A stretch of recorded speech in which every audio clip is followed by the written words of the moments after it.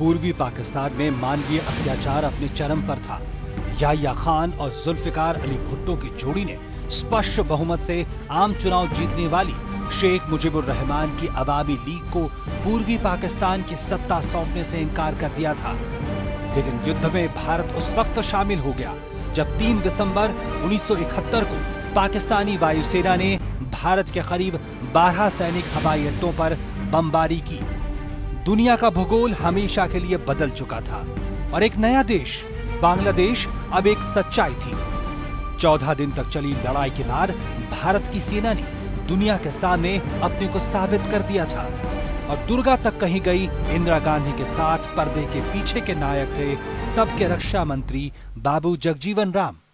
He understood war. I used to talk to him a lot. He understood war. He knew what strategy was. He understood war. And he agreed with me that the final objection, ultimate objection, must be Dhaka, which was the center of gravity.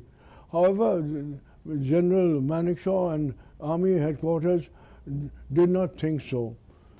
रक्षा मंत्री जगजीवन राम संसद और सरकार और सेना के बीच एक सूत्र की तरह काम कर रहे थे, एक बेहतरीन संतुलन। Jagjeevan Ram had a brilliant brain. He understood strategy. He knew what war was. He knew that war cannot be fought without logistics and infrastructure. He provided the logistics. He also understood military operations. In fact, he understood military and he asked questions to Manekshaw and Aurora on why Dhaka had to be captured. He understood that it was a geopolitical center of gravity and he could not persuade Manekshaw and Aurora. Pakistan के खिलाफ 1971 के मुक्ति संग्राम में अहम भूमिका के लिए बांग्लादेश ने आजादी के 41 साल बाद तत्कालीन भारतीय रक्षा मंत्री जगजीवन राम को युद्ध नायक करार दिया।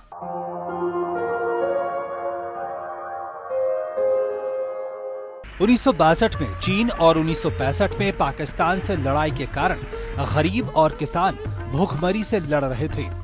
अमेरिका से PL 480 के अंतर्गत सहायता में मिलने वाला गेहूं और ज्वार मुख्य साधन थे। ऐसे में जरूरत थी एक क्रांति की। It was mainly a technological transformation because the dwarf varieties of wheat. Many people said the farmers won't like it, but Babuji said if the yield is good, if the income is good, farmers will go for it. They don't care for the height, but what is important is how much wheat they will get and how much money they will get.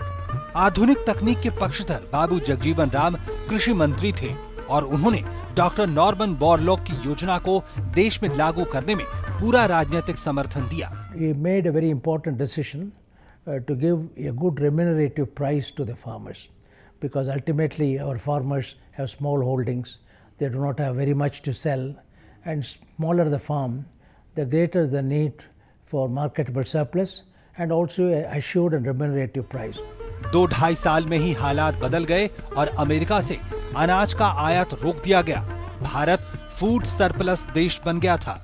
आप इस कहानी को आधुनिक युग का महाकाव्य कह सकते हैं। एक ऐसी कहानी जिसमें किसी व्यक्ति की सफलता का महज बखान नहीं, ये कहानी उकसाती है और बताती है और समझाती भी है कि संभावनाएं हमेशा वहीं मौजूद होती हैं, बिल्कुल आपके पास। ये उनकी कहानी है जिन्हें आज भी लोग प्यार से बाबूजी कहते हैं, यानी सभी के पिता। जब गवर्नमेंट ऑफ इंडिया एक्ट 1935 के तहत 1937 में चुनाव हुए तो बाबूजी डिप्रेस्ड क्लास लीग के उम्मीदवार के रूप में निर्विरोध विधायक चुने गए। इतना ही नहीं, उनका प्रभाव इतना था कि उन्होंने 14 अन्य डिप्रेस्ड क्लास लीग उम्मीदवारों को निर्विरोध निर्वाचित करवाया। बिहार में अंग्रेजों की कोशिश थी कि वे अपने हुक्म की गुलाम सरकार बनवाएं। लालच का फंदा बार बार फेंका गया, मंत्री पद और बहुत सारी रकम और न जाने क्या क्या। लेकिन जगजीवन राम ने अंग्रेजों को साफ मना कर दिया। बाद में तो उन्होंने इस्तीफा ही दे दिया और इससे उनके मुरीद हुए बापू ने कहा, यह व्यक्ति तपा हुआ खरा सोना है। मनुष्यों के बीच आदमी होने के हक की मांग करना आसान नहीं होता और यह संघर्ष कई पड़ावों से होकर गुजरता है और इन पड़ावों में इसे अपने नायक भी मिलते रहते हैं। अन्याय के खिलाफ रणभेरी बजाना उन्होंने बचपन से ही शुरू कर दिया था। उस वक्त बाबूजी महज 28 साल के थे जब उन्हें बिहार विधान परिषद के लिए चुना गया। प्रभु जी संगति शरण तिहारी, जगजीवन राम मुरारी, संत रविदास की यही दोहा प्रेरणा बनी उनके नामकरण का। एक दलित के घर में जन्म लेकर राष्ट्रीय राजनीति के क्षितिज पर छा जाने वाले बाबू जगजीवन राम का जन्म 5 अप्रैल 1908 को बिहार में भोजपुर के चंदवा गांव में हुआ। पिता शोभाराम एक किसान थे जिन्होंने ब्रिटिश सेना में नौकरी भी की थी।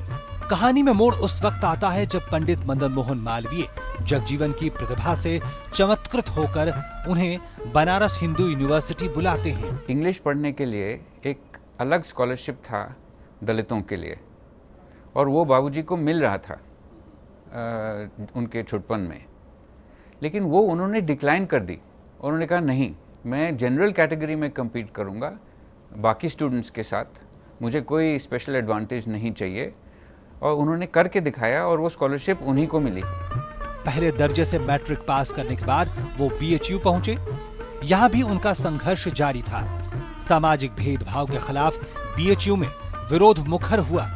यहाँ भी हॉस्टल से लेकर हजाम तक ने उन्हें उस भेदभाव का एहसास कराया जिसके खिलाफ ही उनकी लड़ाई थी, लेकिन हौसले बुलंद थे। स्नातक करने वो जा पहुंचे कलकत्ता विश्वविद्यालय। एक असंभव को संभव किया इन्होंने कि उस परिवेश में आगे बढ़कर पढ़े और कॉलेज में गए, और जब पढ़ रहे थे तब भी इन्होंने विद्रोह, उस व्यवस्था के खिलाफ विद्रोह भी करते रहे।